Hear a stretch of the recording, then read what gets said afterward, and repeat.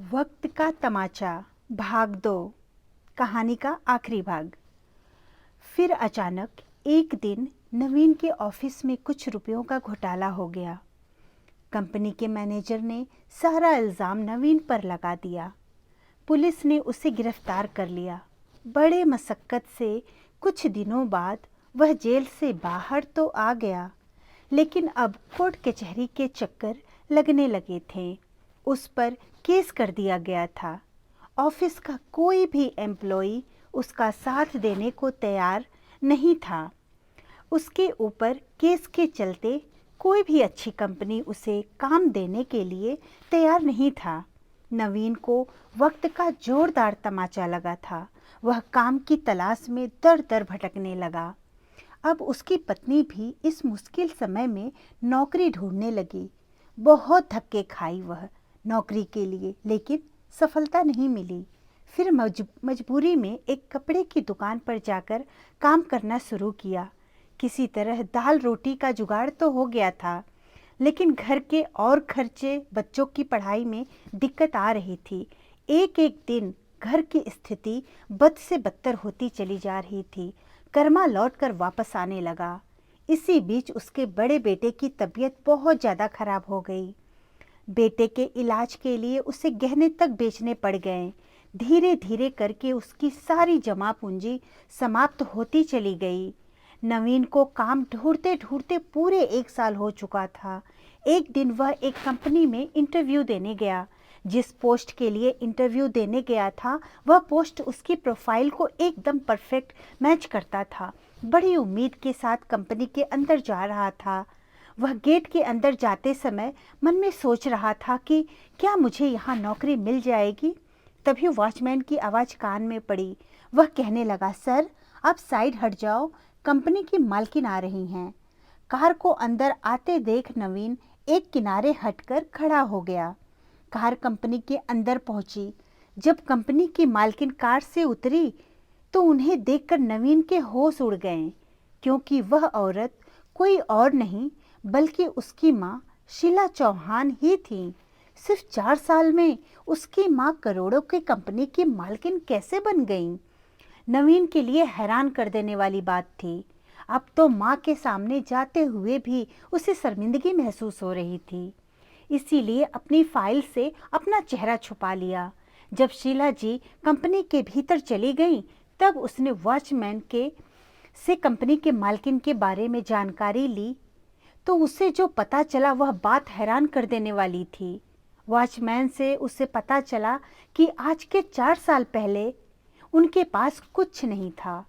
शीला जी के पास उनके पति के बनवाए हुए कुछ सोने के गहने थे, जिसे बेचकर उन्होंने किराए का एक छोटा सा मकान लेकर अपने रहने की व्यवस्था कर ली थी।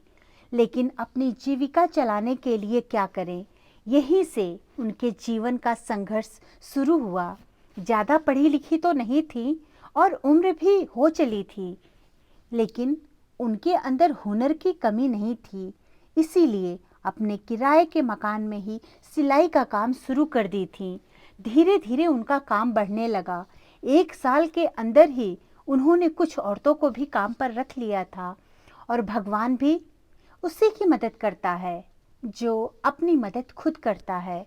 और कहते हैं ना कि भगवान जिनके साथ होते हैं वो मिट्टी भी छू दे तो सोना बन जाता है। उन्होंने एक दिन लॉटरी की टिकट खरीदी थी।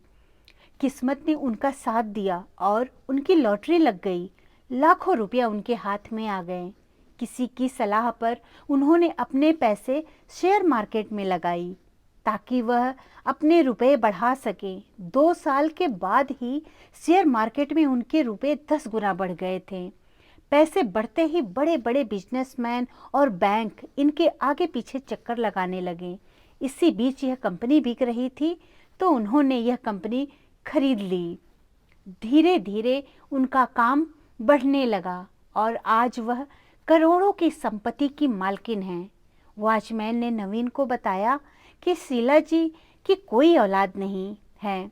अपने पति के साथ रहती थी, लेकिन पति की मृत्यु के बाद से अकेली रह गई थी। उनका इस दुनिया में अपना कोई नहीं है। इसीलिए शीला जी ने एक वृद्धाश्रम के नाम अपनी सारी संपत्ति कर रखी है, जिससे गरीब बेसहारा औरतों की भलाई का कार्य किया जाता है और वो अनाथ आश्रम में भी एक मोटी रकम दान में देती हैं। यह सब सुनकर नवीन आज खुद की नज़रों में गिर चुका था।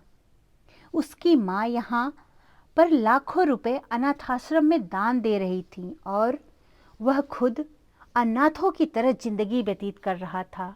एक समय था जब उसके पास माँ के आशीर्वाद का साया था, तो उसका घर भरा पूरा था। घर में किसी चीज़ की भी कमी नहीं थी, लेकिन उसने खुद ही माँ के आशीर्वाद का छत्र छाया छिन्न भिन्न कर दिया था। इसीलिए आज वह दर दर की ठोकरें खाने के लिए मजबूर हो गया था। जिस माँ को उसने 2 रोटियों के लिए तरसा दिया था, आज उसी माँ की संपन्नता और ख्याति देखकर उसकी आंखें फटी की फटी रह गईं। सारा घमंड चूर चूर हो चुका था।